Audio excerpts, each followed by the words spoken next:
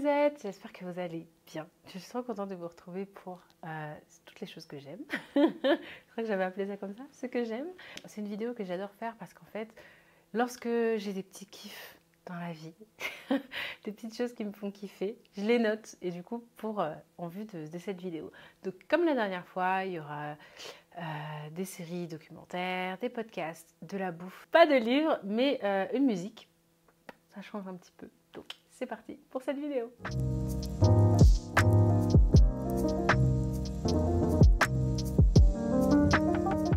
Je me suis fait un petit latte caramel là. Ça me fait trop du bien. Bon, alors on va commencer par le podcast.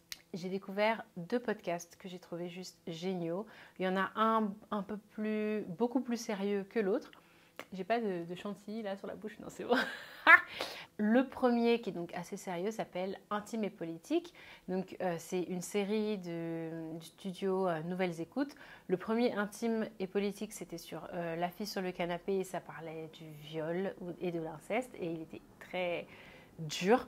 Mais par contre, celui-là est moins dur mais tout aussi sérieux, tout aussi important dans sa thématique. Il s'appelle Sauver sa peau. C'est une série en 4 épisodes, donc à écouter n'importe où sur n'importe quelle plateforme de podcast, donc Apple Podcast, Spotify, voilà.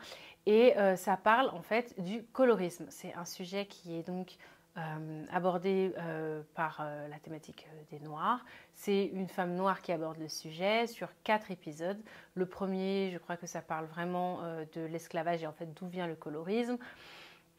Et en fait, ça aborde vraiment tous les sujets, c'est hyper intéressant. C'est surtout, en fait, moi je l'ai découvert par le 4e épisode de Sauver sa peau qui donc parle du colorisme dans l'amour, en fait, tout simplement. La discrimination qu'il peut y avoir entre le fait d'être une dark skin, enfin voilà, c'est quoi l'accès à l'amour lorsqu'on est une dark skin, c'est quoi ce que c'est d'être une light skin, etc. Bon bref, et c'est hyper intéressant, notamment pour moi ça m'a particulièrement intéressé parce que le sujet m'intéresse, parce que c'est important, et aussi parce que je suis une light skin qui élève une dark skin, et mes biais et les siens ne seront pas les mêmes, nous ne vivrons pas les mêmes choses dans tous les cas. J'ai la lucidité de le comprendre et de le savoir. Moi, en tant que light skin dans le monde coloriste et raciste dans lequel on vit, j'ai clairement des privilèges. C'est un fait, que j'en jouisse ou non, que je les joue ou non, de toute manière j'en ai, voilà. Et ma fille qui est dark skin n'aura pas ces privilèges-là, et c'est important pour moi tout simplement de le savoir, de ne pas faire comme si je ne voyais pas les couleurs, de faire comme si c'était pas le cas, etc. C'est un fait, et moi tout simplement d'entendre en fait les témoignages des personnes qui sont dark skin pour pouvoir savoir comment me comporter avec ma fille, savoir les choses à dire, à ne pas dire, à faire attention en fait, tout simplement. La plupart de mes amis sont dark skin. Ma sœur, juste après moi, Camille, est light skin, mais ma toute petite sœur est dark skin. Et on a eu cette conversation en fait. On a eu cette conversation où elle nous a dit, bah oui, clairement que quand on était au Bénin, on lui faisait des réflexions par rapport au fait que ses 2 grandes sœurs sont claires de peau. Et moi, je ne le savais pas du tout, par exemple. Et donc, ça m'a fait bizarre de me rendre compte qu'on n'a pas du tout les mêmes expériences, finalement, en tant que personne à la peau noire foncée et personne à la peau noire claire. Bref, voilà. Et donc, c'est un documentaire qui m'a énormément intéressée parce qu'il est abordé de manière juste. Les termes sont dits, les choses sont dites. Et voilà, bref, c'est hyper intéressant. Le 2e podcast, il est beaucoup plus léger. Il s'agit du podcast qui s'appelle La Dinguerie Room. Et c'est un podcast qui est animé par Amel Chabi. Je ne sais pas si vous vous rappelez à l'époque dans le Jamel Comedy Club. Bon voilà, c'était Amel. Et en fait, elle a un podcast où elle interview sur une interview longue en plus d'à chaque fois 1 heure, un acteur du stand-up passé ou actuel. Enfin voilà, et c'est hyper intéressant. Alors moi, je suis très fan de stand-up, j'adore ça, j'adore rire. Et elle interviewe en fait des personnes comme, bon, je vais vous dire comme ça ceux que j'ai beaucoup aimés. Il y avait Kian Kojandi, il y avait Gad Elmaleh, Jamel, il y a Enfin, voilà, il y a vraiment plein de personnes du stand-up. Ils sont pratiquement tous là. Jason Brokers, même les nouveaux, les actuels et les anciens. C'est des conversations qui sont très intéressantes parce qu'ils donnent leur avis sur ce que c'est en fait finalement l'envers du monde du stand-up, ce que c'est d'être animé par une passion qui est assez dure d'accès, etc. Bref, j'ai beaucoup aimé, je dévore chacun des épisodes. J'aimais pendant que je fais le ménage, ce genre de choses. Et c'est un vrai délice, c'est hyper drôle, mais hyper intéressant et parfois terriblement touchant. Donc, et on apprend plein de trucs, un petit vraiment de l'envers du décor, j'ai adoré. Alors, on va parler de bouffe, un petit peu de nourriture, des choses qui m'ont plu, que j'ai découvert récemment. Alors, le premier que j'ai adoré, c'est du café. Alors, il est assez particulier parce qu'en fait, c'est du café qui est du café soluble, éco-responsable et tout, mais qui est mélangé avec des champignons. Alors, vous allez me dire comme ça, what? Mais en fait, c'est de la poudre de champignons naturels, je sais pas quoi, qui vont aider la flore intestinale à l'intérieur et qui vont également nettoyer un petit peu votre organisme. Donc, le tout avec la caféine. Et en fait, on ne le sent pas, on sent pas terriblement le goût, mais il y a un petit twist au café. Bref, c'est hyper bon. Moi, j'adore boire ça le matin maintenant. Je l'avais acheté, enfin, je l'ai reçu dans un portage de chez Monoprix, donc du coup, on peut les trouver chez Monoprix. J'ai beaucoup aimé. Je trouve que ça a le même effet que le café, mais déjà, on n'a pas ce goût un peu derrière, cet arrière-goût déjà en bouche qu'on peut avoir avec le café. Et effectivement, moi, vu que je prends mes cafés à jeun, je sens des fois dans mon estomac que mon estomac il n'est pas totalement d'accord avec le shot de café que je lui ai envoyé. Et bien là, je n'ai pas ça. Donc voilà, j'aime beaucoup. Je vous le conseille, tout simplement. La deuxième chose que j'ai achetée, alors ma psy est au Louvre, elle est localisée donc à côté du Louvre. Et à côté du Louvre, il y a donc la rue des Petits Champs et la rue Sainte-Anne qui sont connus pour être le quartier asiatique de Paris.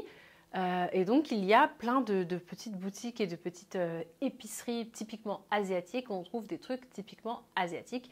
Et là-bas, dans une de ces boutiques-là, donc je vous mets l'adresse parce qu'il n'y a pas de lien, hein, c'est vraiment une adresse dans la barre d'infos. J'ai trouvé du miel au gingembre. Alors, ça n'a pas l'air très beau comme ça quand je vous le montre à l'écran parce que je l'ai complètement défoncé. J'ai bouffé la moitié du miel, je le mets dans toutes mes tisanes. Et en fait, c'est du miel avec des vrais morceaux de gingembre à l'intérieur. C'est trop bon. C'est trop bon. Voilà, moi, j'ai pas d'autres mots à dire. J'adore le gingembre. Là, c'est des vrais morceaux de gingembre dedans. C'est un vrai délice. Le miel est délicieux. C'est pas trop sucré. C'est super bon. J'en fais tout le temps. Je pense que des fois, je fais des tisanes juste pour mettre le miel au gingembre dedans parce que je ne peux pas manger le miel et le gingembre comme ça directement à la cuillère. Donc, je prends le truchement de la tisane, mais franchement, des fois, on peut vraiment clairement se poser la question. La troisième chose, c'est quelque chose que j'avais acheté à la base pour Baby Cerise que j'ai adoré. C'est des compotes. Alors, là, ils ont une nouvelle recette là. C'est compote framboise, pomme framboise litchi. Mais c'est trop bon, c'est trop bon. Évidemment, ça se vend par lot de 4, c'est super cher. Pompot se lâche clairement sur le prix à ce niveau-là. Mais c'est trop bon. Je crois que Baby Cerise en a mangé 2, j'en ai mangé 2. Vraiment, j'ai adoré. C'est pas trop sucré, il y a l'acidité de la framboise qui vient tempérer un peu le sucre de la pomme là. Et il y a un parfum de litchi dessus. Non mais c'est trop bon, franchement. J'adore. Si vous aimez piquer les goûters de vos enfants, ou si vous êtes une fan de compote, je vous recommande cette compote. Elle est trop bonne. La quatrième chose que j'ai trop aimé manger, ce sont des nouilles. Je suis une fan des noodles. Vous voyez, des nouilles en sachet, des nouilles déshydratées là. J'essaye de pas trop en manger. J'achète souvent un paquet de 4 et ensuite je les mets hors de ma vue pour oublier qu'elles sont là. La preuve, je ne savais pas quoi me faire à manger et j'ouvrais tous les placards et je les ai aperçus. J'avais oublié que j'en avais acheté. Bref, j'adore les nouilles, mais j'essaie de vraiment pas trop en manger. Je sais pas trop ce qu'il y a dedans et du coup, je me dis que ça doit pas forcément être très bon pour la santé. Mais bon, bref, quand je m'en fais, je me les fais. Et j'avais trouvé ça dans une épicerie asiatique pareil. Ces nouilles-là. Alors, j'avais bien vu que c'était complètement rouge, que ça mettait en gros qu'il fallait faire gaffe, que c'était ultra, ultra, ultra pimenté. Et moi, je me suis dit, ultra pimenté, mais moi, je suis noire, madame, je suis noire, je sais manger un pimenté. Mais j'ai trouvé mon chef, genre, ces nouilles. En fait, je vous en parle comme étant une recommandation, mais je n'ai pas pu les finir. Je n'ai jamais vu ça. Je n'ai jamais vu des nouilles aussi pimentées de ma vie. C'est-à-dire que j'ai déjà mangé très, très, très, très pimenté. Il est même arrivé une fois où ma mère, avec Rebecca et moi, nous avait dit que c'était de l'oignon et du poivron qu'elle avait découpé dans un tupperware et elle nous avait dit, mais oui, de le rajouter à la sauce de nos pâtes et pour le manger, mais bien sûr que c'était des poivrons, etc. Et en fait, c'était absolument pas des poivrons, c'était du piment. Donc, on a vraiment mangé des pâtes au piment et c'était chaud, mais ça a été, enfin, je veux dire, on l'a mangé et... Mais là, putain, genre, en fait, je commence à manger et tout, je me dis, ça va et tout ça, ça va. Et puis après, je me dis, quand même, genre... ça pique quoi, mais d'accord. Et après, toute ma bouche, c'était un incendie. Et en fait, là où j'ai commencé à tilter, que c'était enfin, que peut-être c'était très, très, très, très piquant, c'est que j'ai commencé à avoir le nez qui coule. et j'avais les larmes aux yeux, ce qui n'arrive jamais. Et je mange pimenté. Hein. Et du coup, je me suis dit, oula, ah ouais, non, là, ah ouais. Et pour la première fois, et du coup j'ai bu de l'eau. Et en fait, on sait qu'il ne faut jamais boire de l'eau quand c'est pimenté. En fait, ça a été encore pire. Et je me suis rappelé que j'avais vu une vidéo où il fallait boire du lait pour couper l'acidité. Et pour la première fois de ma vie, j'ai bu un verre de lait. Donc bref, si vous aimez les trucs très pimentés, ces nouilles-là sont un vrai challenger pour vous. Moi, j'ai acheté et clairement... elles m'ont battue. Voilà. Alors, 3 recommandations. Netflix. J'ai rouvert Netflix. Ça faisait un petit moment que je n'avais pas ouvert Netflix. Et du coup, j'ai commencé par 2 documentaires. Le premier documentaire, c'est sur la FIFA. Je me disais, la Coupe du Monde, c'était avant que la Coupe du Monde commence. La Coupe du Monde va bientôt commencer. Machin. Je pense que d'ailleurs, c'est pour ça qu'il l'avait lancé un petit peu en amont. Et du coup, comme j'ai vu qu'en fait, le trailer parlait un petit peu de ce truc par rapport au Qatar et tout, je me suis dit que j'allais regarder. Et du coup, ça explique en quoi la FIFA est complètement corrompue, etc. Et c'est hyper intéressant, en fait. Je pense que c'est clairement un documentaire à charge. Ma foi, je pense que c'est quand même pas très éloigné de la réalité. Je n'en sais rien. Mais c'est hyper intéressant de comprendre tout simplement comment ça fonctionne, comment les pays où vont se jouer les Coupes du Monde sont choisis, quel est l'intérêt financier qui se cache derrière, comment politiquement c'est géré, et voilà. J'ai trouvé ça hyper intéressant, donc je vous le recommande. Je crois que c'est en 4 épisodes.